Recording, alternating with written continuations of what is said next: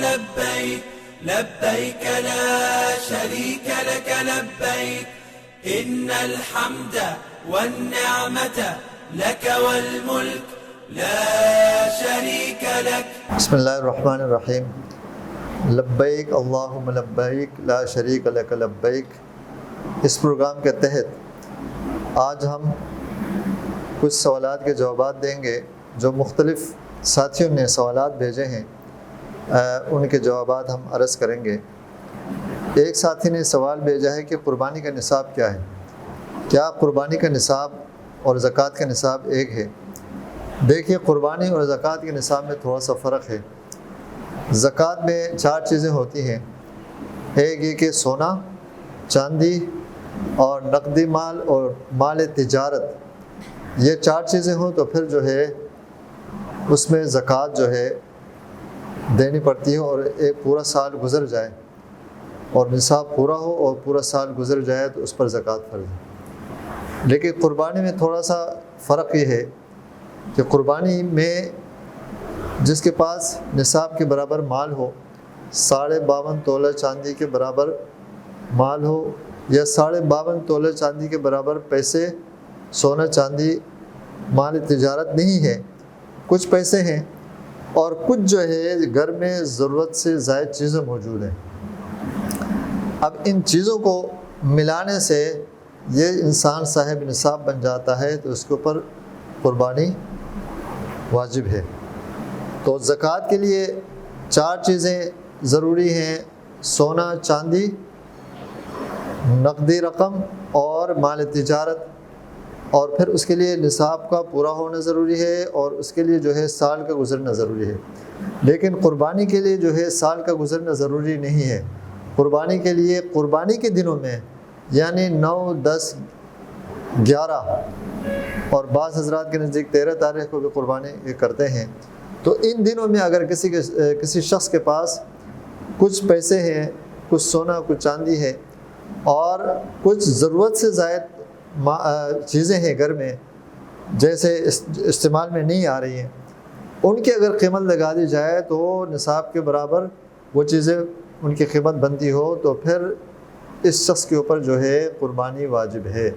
اگر یہ قربانی نہیں کرے گا تو یہ گناہ گار ہو جائے گا. تو قربانی کے لیے ضرورت سے زائد جو گھر میں چیزیں پڑی ہیں، جیسے کسی کے برتن ہے جو استعمال میں نہیں رکھے ہوئے ہیں، کمبل ہیں جو رکھے ہوئے ہیں، اور بہت ساری چیزیں جو استعمال میں نہیں رکھے ہوئے ہیں، تو ان کی قیمت لگا دی جائے گی. اور ان کی قیمت لگانے کے بعد اس شخص کے پاس اگر نصاب کے برابر پیسے بنتے ہوں قربانی کے دنوں میں، تو اس کے اوپر قربانی واجب ہے. زکوٰۃ میں جو ہے 1 سال گزرنا شرط ہے، اور ضرورت سے زائد جو چیزیں ہیں ان کی قیمت نہیں لگائی جائے گی، بلکہ زکوٰۃ کے لیے نقد رقم، سونا چاندی اور جو ہے مال تجارت، ان میں سے ایک یا تینوں کو ملا کر جو ہے نصاب کے برابر بنے اور 1 سال گزر جائے تو اس کے اوپر زکوٰۃ فرض ہے. ایک ساتھی نے سوال کیا ہے کہ کن جانوروں کی قربانی جائز ہے؟ تو جانوروں میں جو ہے چھوٹے جانور بھی ہیں، بڑے جانور بھی ہیں. چھوٹے جانوروں میں جیسے بکرا ہے، بکری ہے، دمبا ہے اور بھیڑ ہے. اور بڑے جانوروں میں گائے، بیل اور اونٹ، اونٹنی ہے. تو یہ جانور ہیں جو قربانی کے لیے جائز ہیں، ان کی قربانی کی جا سکتی ہے. البتہ یہ کہ بکرا اور بکری، بھیڑ، دمبا جو ہے یہ ایک شخص کی طرف سے یہ جانور قربانی ہو سکتا ہے، جبکہ گائے، بیل، اونٹ، اونٹنی جو ہے اس میں ایک شخص بھی پورا اونٹ قربان کر سکتا ہے، اور اس میں 7 شخص مل کر جو ہے ایک گائے، ایک بیل یا ایک اونٹ یا اونٹنی کو 7 بندے مل کر اگر قربانی کریں گے تو ان کی قربانی 7 بندوں کی طرف سے ہو جائے گا. تو 7 حصے دار بن سکتے ہیں بڑے اس میں. ان کی عمریں جو ہیں، بیڑ اور دمبا کی عمر 1 سال ہو، لیکن بعض حضرات فرماتے ہیں اگر 6 مہینے کا بھی ہو، لیکن اگر اس کو سال والے جانوروں میں چھوڑا جائے تو وہ چھوٹا کم محسوس نہ ہو، بلکہ وہ اپنے جسامت کے لحاظ سے اور جو ہے فربہ ہونے کے لحاظ سے سال والے جو بیڑ دمبے ہیں ان کے برابر لگتا ہو تو اس کی بھی قربانی جائز ہے. لیکن بکری اور اس میں بکری اور بکرا کی عمر جو ہے 1 سال ہونا ضروری ہے، اگر 1 سال سے کم ہو تو اس کی قربانی نہیں ہوگی۔ گائے اور بیل کی عمر کم از کم 2 سال ہو، 2 سال سے کم کی قربانی نہیں ہوگی، 2 سال ہونا چاہیے۔ اونٹ، اونٹنی کی عمر جو ہے وہ کم از کم 5 سال ہو، 5 سال سے کم عمر کی اونٹ اونٹنی کی قربانی نہیں ہوگی، تو یہ ان کے عمریں ہیں۔ ایک صاحب نے سوال بھیجا ہے کہ قربانی کی شرعی حیثیت کیا ہے؟ تو یہی سوال صحابہ کرام نے رسول اللہ صلی اللہ علیہ وسلم سے کیا تھا۔ صحابہ کرام نے رسول اللہ صلی اللہ علیہ وسلم سے سوال کیا، یا رسول اللہ ما هذه الاضاحی، یہ قربانی کیا ہے، ان کی کیا حیثیت ہے، اس میں ہمارے لیے کیا ثواب ہے؟